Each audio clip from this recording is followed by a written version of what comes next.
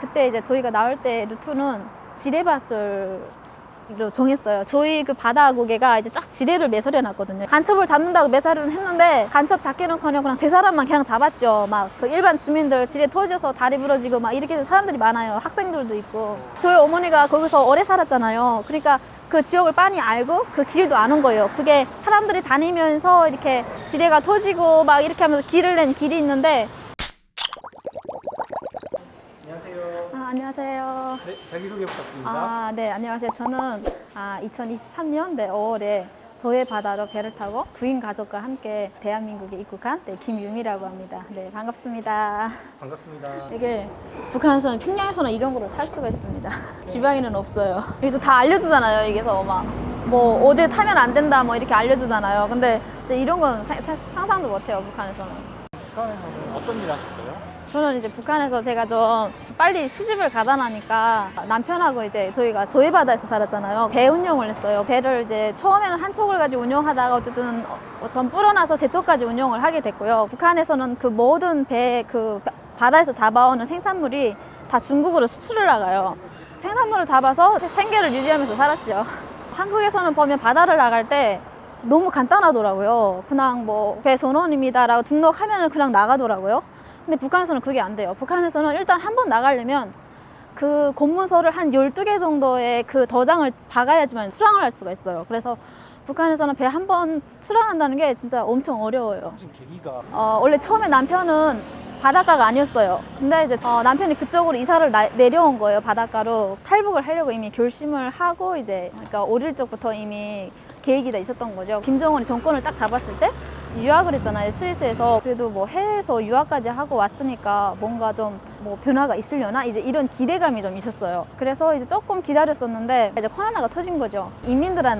주민들한테 이제 그 압박감이 이제 내려오는 거예요. 주민들을 더 못 살게 조이는 거죠. 그래서 그때 이제 안 되겠다. 애들이 유치원을 가게 될 나이가 됐거든요. 그래서 저희 딸이 유치원을 딱 한 달 다니고서는 이제 한국으로 왔는데 6살 때 유치원 갔다 오면 그 북한에는 이제 세상에 부러움 없어라라는 노래를 자주 불러요. 애들이.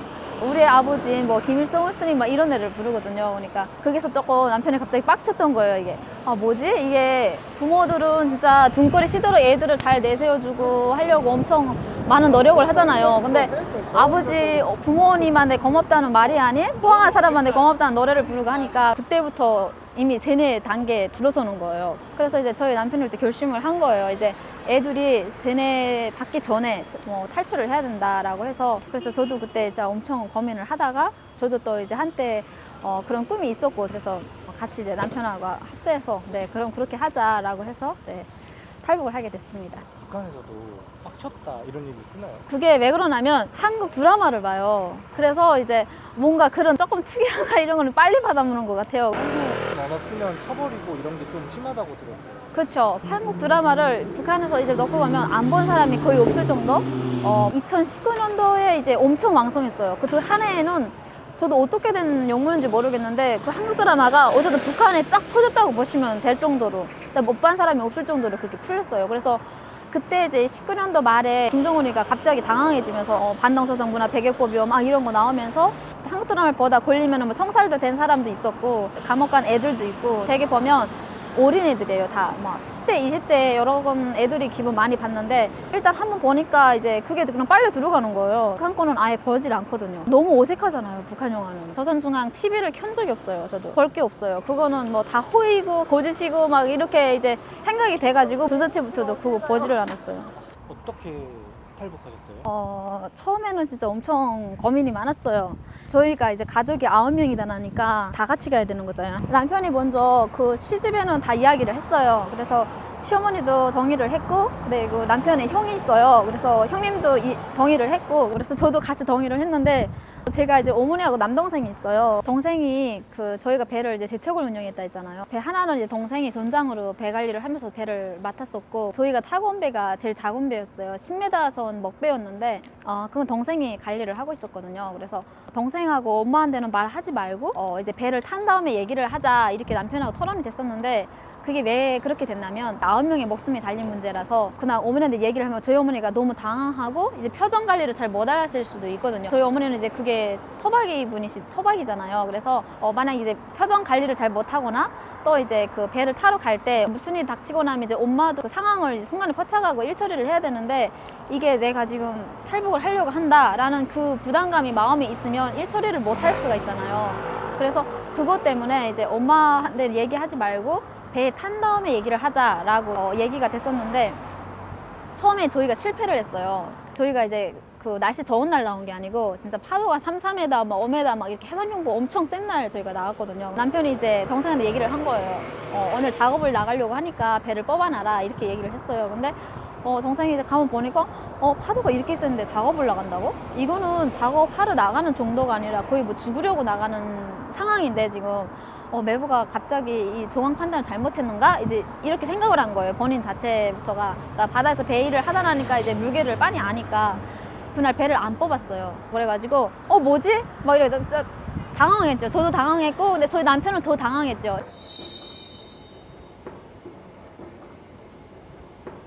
그래서 이제 두 번째 가려고 하는데 저희 어머니한테는 바다에 이제 그 작업 나간다고 바닷가에 사는 사람들은 가서 저기도 캐고 뭐 이런 게 있거든요. 그래서 어머니한테는 엄마 오늘 저녁에 저기 캐러 나가자 이러니까 저희 어머니 너무 좋아하는 거예요. 이게 바닷가에서 나서 자랐으니까. 그래서 엄마는 이제 뭐 바다에 뭘 잡으러 가는 줄 알고 도구 뭐 이런 거 다 준비해서 왔어요.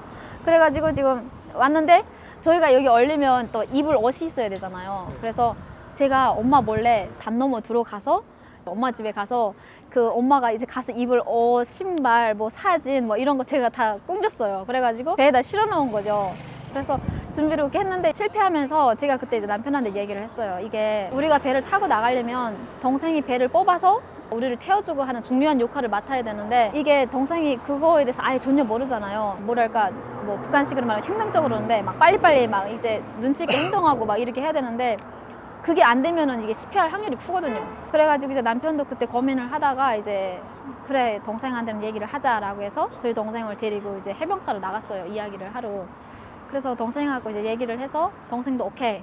예, 그렇게 돼서 엄마한테는 얘기를 하지 말자라고 했는데 저희 동생도 이게 속이 깊은 거죠. 그러니까 저희 동생도 이제 저만의 생각이 있은 거예요. 저는 9명의 식구가 나가기 때문에 아 그래 엄마가 약간 당황해서 막 이러면 어쩌지? 걱정이 돼서 이제 나가려고 했는데 저희 동생은 엄마가 여기서 산 연한도 많고 엄마가 이제 태어나서부터 지금 이 나이 먹도록 여기서 살았는데 만약 우리가 이렇게 전공해서 나간다고 하면 엄마가 마음의 여유도 없이 준비도 없이 그냥 뭣도 모르고 따라 나가가지고 후회하는 일이 있지 않겠냐. 엄마도 뭔가 마음의 준비를 해서 같이 나가는 게 좋겠다. 이제 이렇게 의견을 제시한 거예요. 그래서 남편이 이제 그때 그래 네 의견이 좀 그렇다면 엄마한테 얘기하자라고 해서 저희 어머니한테 얘기를 한 거예요. 들어와가지고 완전 그냥 다리가 그냥 펑당 이렇게 주저는 거예요. 그냥 무슨 소리 하냐고 막 이러면서 막 이 석의 내장 순서가 다 바뀌었대요. 너무 큰 충격을 받아가지고. 근데 또 그게 충격을 안 받을 수가 없는 게 저희가 살던 쪽에서는 탈북한 적이 없거든요. 그러니까 이게 저희가 처음인 거예요. 그래서 그러니까 그만큼 위험한 데서 살아가지고 국경이니까 그만큼 단속이 심하고 경비가 엄청 삼엄해서 저희 쪽에서는 나간 사람이 한 번도 없었어요. 나갈 신뢰가. 나가려고 왔던 사람들이 있기는 했는데 한 3번인가 근데 다 잡혔어요. 그래서 그걸 엄마가 아니까 이게 뭐지? 막 이래가지고 저희 엄마가 너무 충격을 받아가지고 이 표정 관리를 못 하시는 거예요. 엄마가 너무 당황해가지고 이거 어떡하지? 근데 어머니 안 나가겠다는 거예요. 저희 어머니 얘기하는 게 글쎄 나는 이미 다산 몸이니까 이미 이제 뭐 얼마 못 살 건데 이게 이제 그러니까 딸이나 자식, 아들 뭐 사이 근데 손주들까지 어린 것들 데리고 가다가 이게 바닷물에 이제 물고기 밥이 된다는 게 너무 엄마가 상상하기가 너무 끔찍한 거예요. 이게 이제 낌새를 보려고 왔는데 저희는 나가겠다는 게 확고하고 가니까 이게 얘네가 젊은 애들이니까 이게 무서운 것 없이 그냥 막 용감하게 막 이러는 것 같은데 진짜 나락도 말려야겠다 이렇게 생각을 해서 엄마가 이제 방해하러 온 거죠.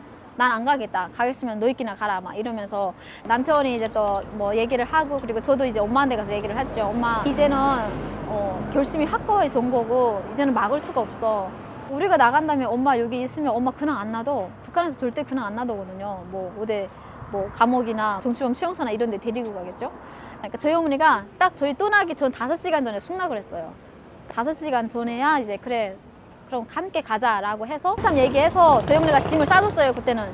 그러니까 제가 2번을 엄마네 집 담장문을 넘어서 가서 걔랑 훔쳐다가 배에다 싣고 했었는데 마지막에는 이제 어머니가 싸주셨어요. 짐을. 그래서 그거를 배에다 싣고 동생이 이제 매부한테 가서 매부 엄마가 승인했다 이렇게 돼서 무사히 나오게 됐는데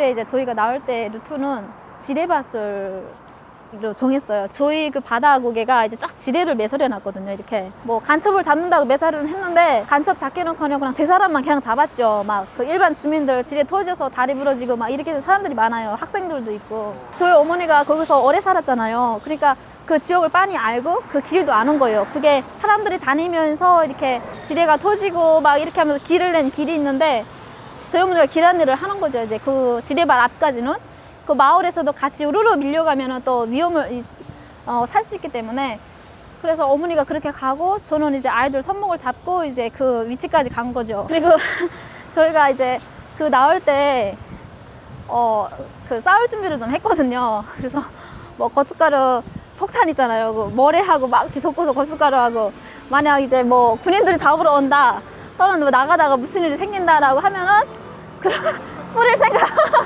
그 고춧가루 뭐 이게 막 뿌리면 눈이 엄청 쓰리잖아요. 막 그런 것도 준비하고 뭐 남자들은 뭐 칼이나 뭐 이런 것들도 준비하고 그리고 또 이제 만약에 해상에서 일단 잡히는 경우에는 먹고 죽을 덕약까지 이제 준비를 다 하고 저는 이제 애들 데리고 같이 와가지고 지리밭 그 전에 이제 보리밭이 있어요. 그때가 이제 보리철이었어가지고 보리가 다 이렇게 많이 크거든요. 보리밭에 쏙 앉으면 사람이 안 보여요. 저는 애들하고 이제 같이 숨어 있는데 진짜 엄청 긴장했어요. 그때 애들은 처음에 잠자는 약을 먹여서 데리고 갈까라고 했는데 혹시 잠자는 약 먹여서 이렇게 뭐 들고 가다가 뭐 애들이 기지기를 한다던가 뭐 움직인 소리를 낸다던가 이러면은 또 위험할 수가 있어가지고 안 되겠더라고요. 그래서 그냥 애들한테 있는 그대로 얘기를 해주자라고 해가지고 제가 먼저 얘기를 했죠. 애들한테. 그러니까 애들도 뭔가 이상한 낌새를 챈 거예요. 엄마 아빠가 왜 이렇게 무섭게 막 이렇게 움직이지? 막 이런 걸 눈치챈 것 같아요. 애들한테 엄마 아빠하고 같이 함께 가려면 진짜 소리 내면 안 돼. 이게 지금 위험한 일을 하고 있어서 너희가 소리 내면 엄마 아빠하고 헤어질 수가 있다라고 하면서 제가 얘기를 해줬거든요. 그러니까 아이들이 알았다고 자기는 참을 수 있다라고 이렇게 얘기를 했어요. 그래서 포장을 해서 나가야 되거든요. 근황은 못 나와요. 애들 바다에 데리고 나오는 거는. 그래서 제가 그때 북한에서는 되게 마대라고 하는데 그 마대에다가 제가 이제 애들을 포장을 한 거예요. 이제 시간을 지체하지 않으려고 남편이 오면 바로 애들 들고 갈 수 있게.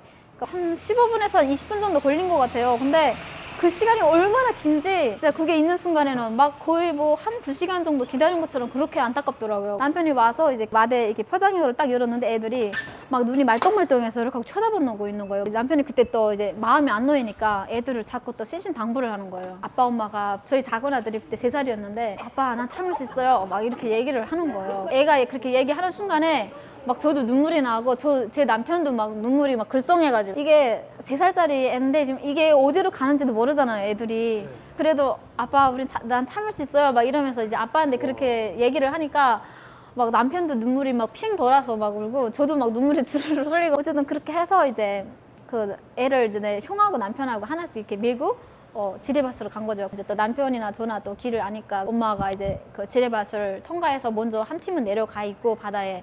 그리고 이제 후에 저희가 이제 내려온 거죠. 동생하고는 이제 저희 사는 쪽에는 또 전전 지역이어가지고 핸드폰 전화가 안 돼요. 중개소라고 하나? 그거를 세우면 한국하고 전화가 된대요. 그래서 저희 쪽에는 그거를 안 세웠어요.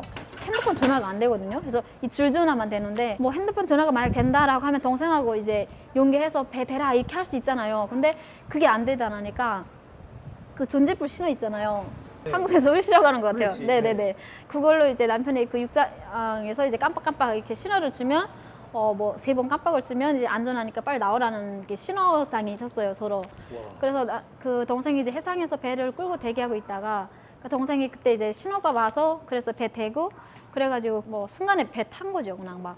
그러니까 조금만 더 지체하면 막 배가 또 물이 빠지는 시기여가지고 또 골릴 수도 있고 또 배가 이제 파도에 이거 바위돌하고 부딪히면서 또 깨질 수도 있는 상황이어서 그래서 배 타는 순간까지 다 어려웠어요. 그럼 그 배 몇 명이 탄 거예요? 9명이 탄 거죠. 전부 전원 다 한 배에 타신 거예요? 네네네네.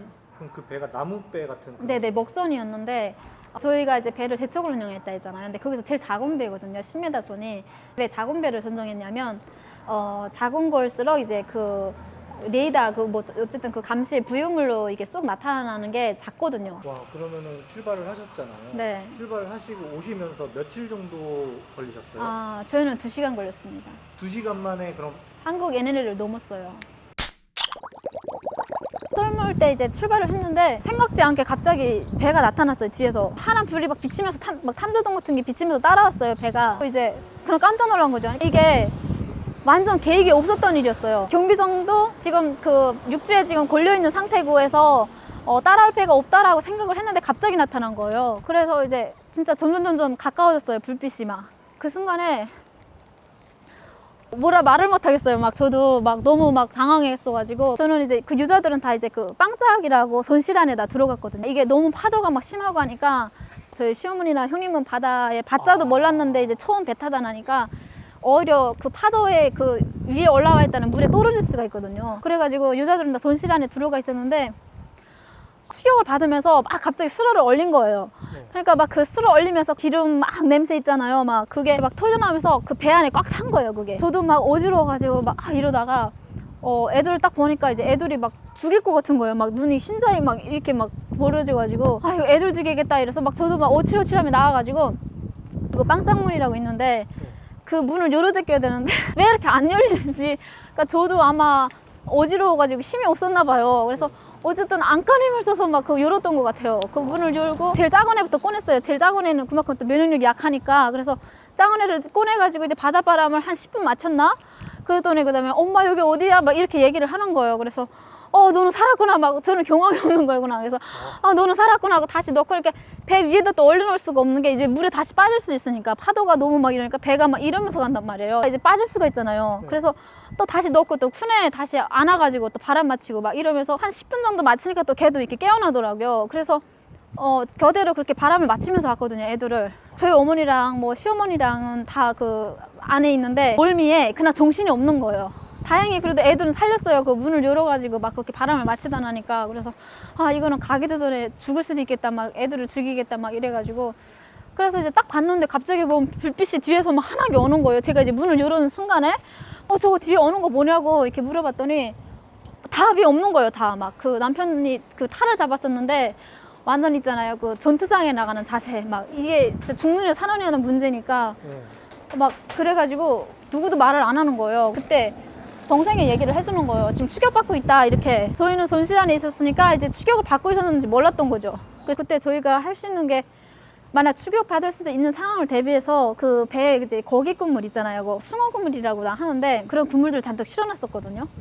그러니까 이제 배가 따라올 때 그 그물을 이렇게 펼치면 그물이 이렇게 쭉 산화되면서 펴져요. 이렇게. 그러면 추진기가 거기 걸리거든요. 그래서 그걸 예견해서 이제 다 실었었는데 막 이렇게 가까워지니까 그때 이제 막 남편이 빨리 배 국물 뿌려라 이렇게 소리친 거예요, 동생한테. 그래서 저희 동생이 그때 막 국물 꺼내가지고 막 한쪽으로 막 그거 뿌려버리면서 배에 짐이 되는 건 다 빨리 버리라고. 이제 배가 좀 가벼워야지 뛸 거니까 그 형이랑 배 안에 있는 거 다 집어 던지는 거예요. 그냥 덕구까지 막 그러다가 마지막에 빵장문까지 다 뜯어버리고 그냥 완전 그냥 난리 난 거죠. 그냥. 그래서 저희 남편이 가다 야 이거 너무 다 뜯어버려가지고 배가 오히려 침수되겠다고 막 할 정도로 그러니까 그렇게 정신이 없었던 거예요.